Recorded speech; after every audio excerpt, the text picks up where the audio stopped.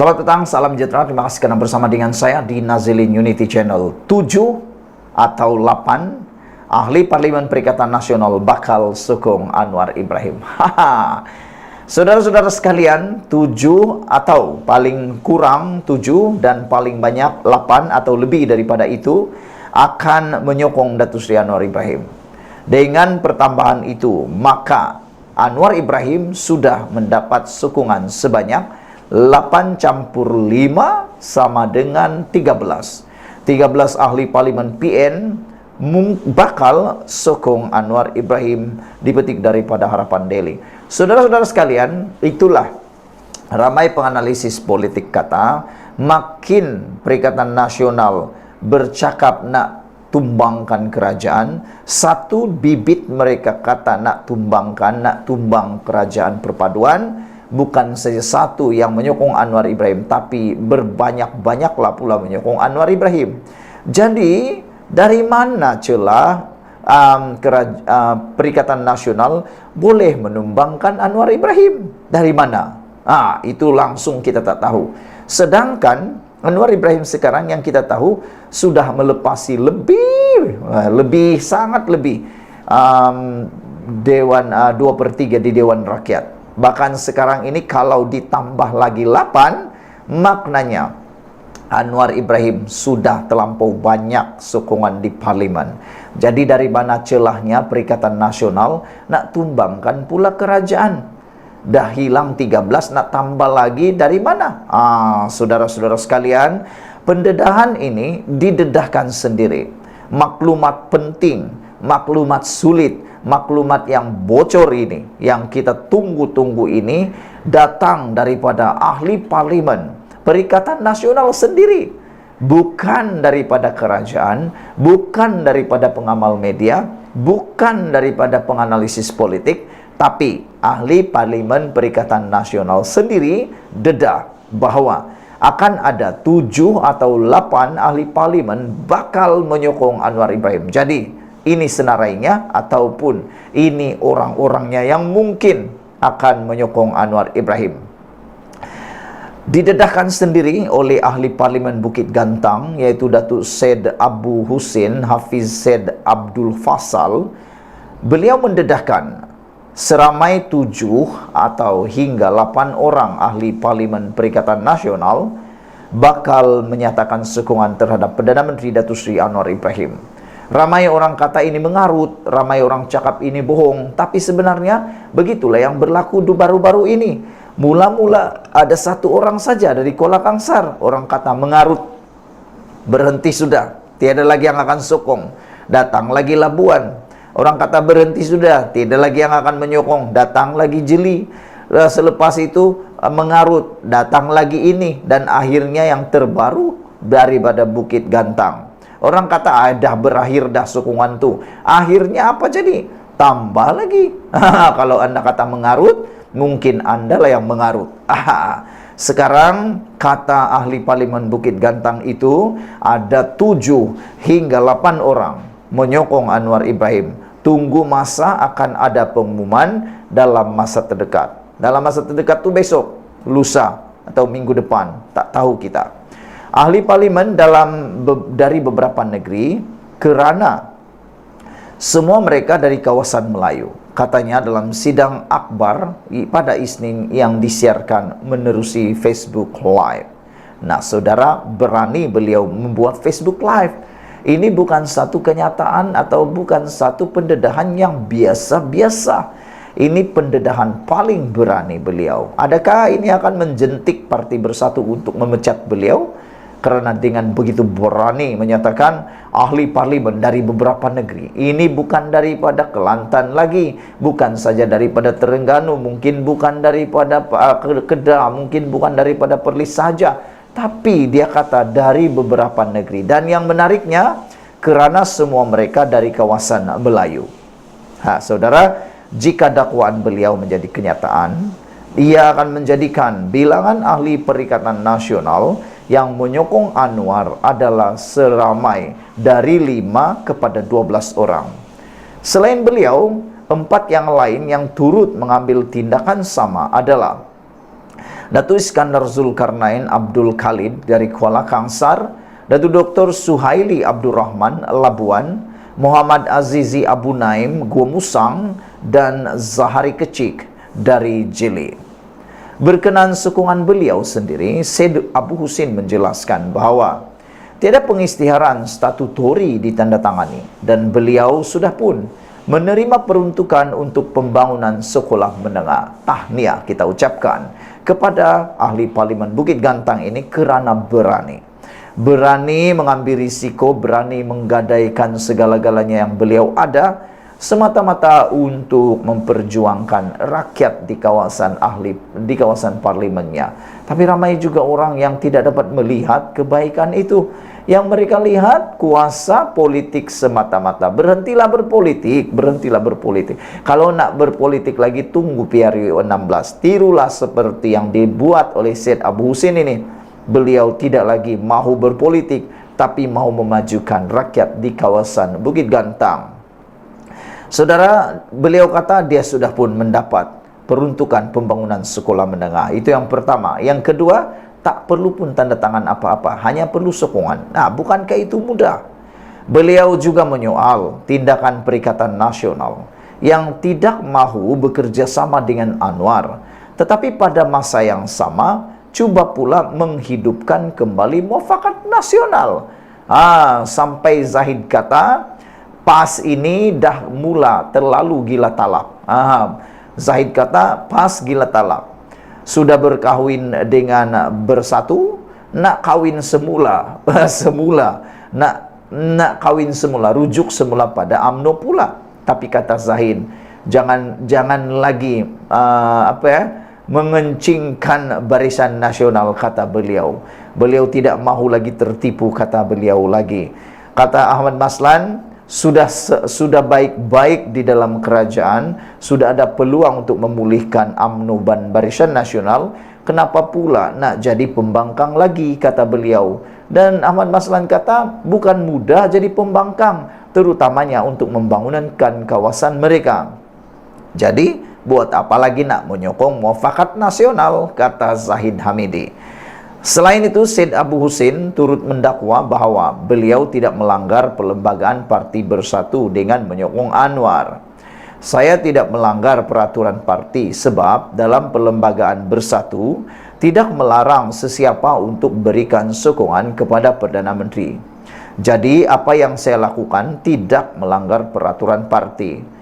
Kalau parti nak ambil tindakan, mereka akan bawa ke Jawatan Kuasa Disiplin dan memutuskan apa bentuk tindakan yang boleh diambil. Saya bersedia, kata beliau lagi. Sekian dulu untuk kali ini. Jangan lupa tinggalkan komen Anda. Sila tekan butang subscribe. Malaysia kita punya, kita juga sama-sama cintai Malaysiaku. Bye-bye. Selamat petang. Salam sejahtera. Terima kasih kerana bersama dengan saya di Nazilin Unity Channel.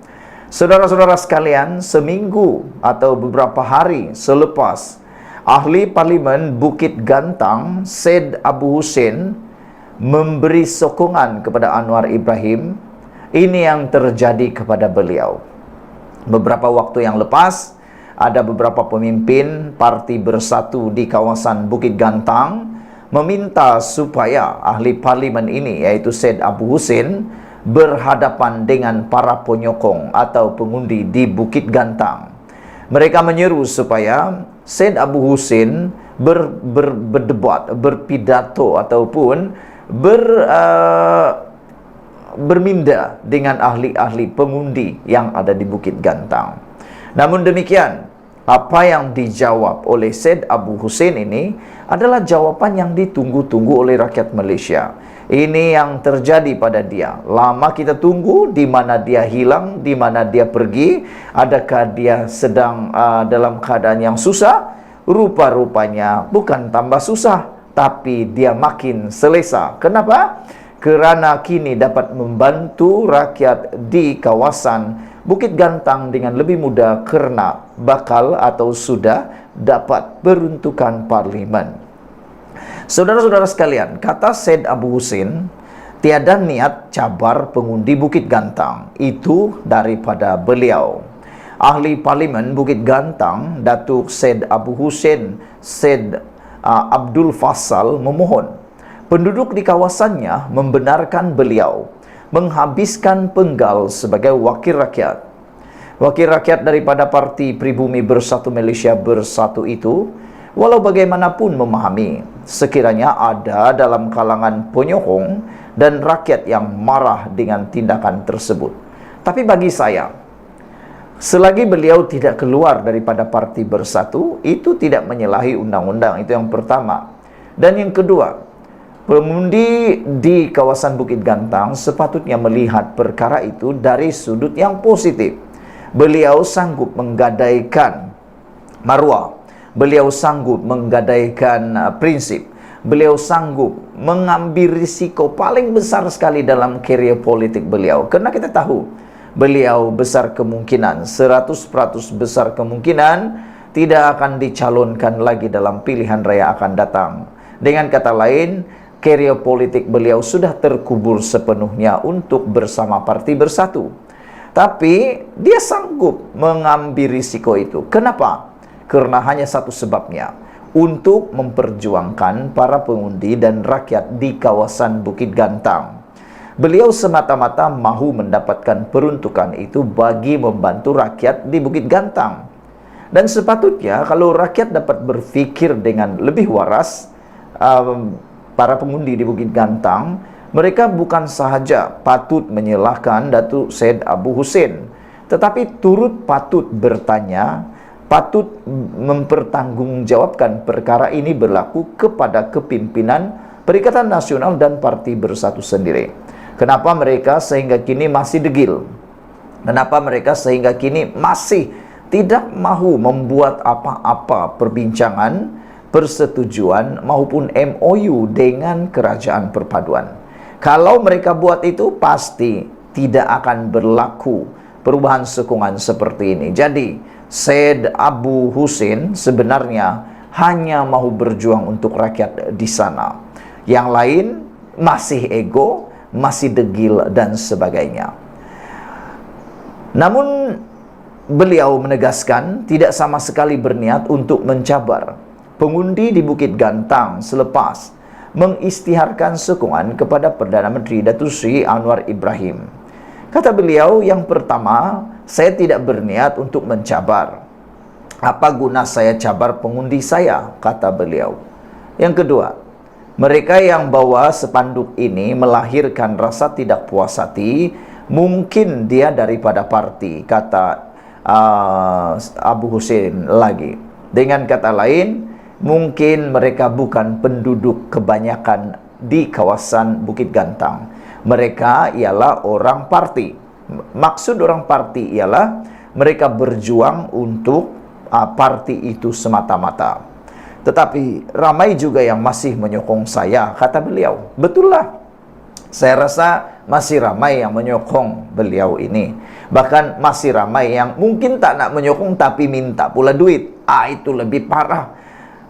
Kalaulah tahu siapa yang tak menyokong perbuatan beliau, menyokong Anwar Ibrahim untuk dapat peruntukan itu, tapi tiba-tiba pula terhege-hege nak minta peruntukan daripada beliau, di luar di luar mereka mengecam habis ahli parlimen Bukit Gantang ini, tapi saat perlu datang pula minta bantuan, mungkin perlu di blacklist lah kan. Tetapi kata beliau, nak protes atau luap perasaan, jangan sampai langgar undang-undang, kata beliau.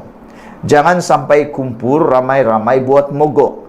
Masing-masing ada hak untuk menyatakan rasa tidak puas hati. Katanya ketika sidang akbar di kediamannya pada Isnin. Beliau berkata demikian bagi mengulas tindakan segelintir penduduk Bukit Gantang yang membantah dan berdemonstrasi berikutan. Tindakannya menyokong kepimpinan Anwar Ibrahim baru-baru ini. Dalam pada itu, Syed Abu Hussein Hafiz turut menyifatkan pihak yang mendesaknya meletak jawatan dan keluar daripada Bersatu sebagai perbuatan sia-sia. Inilah prinsip yang bagus. Sudah dihentam habis pun, beliau tidak akan keluar daripada Parti Bersatu, apalagi letak jawatan. Saudara-saudara sekalian, Kalau benarlah Parti Bersatu itu tidak suka lagi beliau, pecat sajalah. Kalau dipecat, dia bebas menyertai mana-mana parti politik. Tapi kalau dia letak jawatan, kehilangan kerusi. Apalagi kalau dia keluar daripada Parti Bersatu. Saudara-saudara sekalian, kata beliau, ahli parlimen Bukit Gantang ini, saya minta kepada semua penyokong dan yang tidak menyokong, khususnya di parlimen, sabar dan tengok apa saya buat. Saya ada 4 tahun, kata beliau. Nah, ini bagus. Sekarang kita perlu bandingkan ahli Bukit Gantang ini, ahli parlimen Bukit Gantang ini dengan ahli parlimen Perikatan Nasional yang degil tak nak dapatkan peruntukan. Kita lihat siapa yang akan beruntung. Maksud saya, rakyat mana yang beruntung? Adakah rakyat Bukit Gantang ini yang beruntung, ataupun rakyat di kawasan yang masih lagi mencemu kerajaan perpaduan ini? Yang mendesak saya letak jawatan, kata beliau, buang masa, sebab mungkin mereka tidak faham apa yang berlaku dan dimomokkan dengan perkara lain. Selama setahun tiada peruntukan, saya buat kebajikan. Jadi saya tidak akan tinggalkan kawasan orang yang berjasa kepada saya, ujar beliau lagi. Nah, kan sudah kedapatan, setahun tiada peruntukan, hanya buat kebajikan, duit guna duit sendiri. Sampai bila kan jutawan pun boleh muflis, kikis kalau macam tu. Sekian dulu untuk kali ini. Jangan lupa tinggalkan komen anda, tekan butang subscribe. Kita jumpa lagi. Bye bye.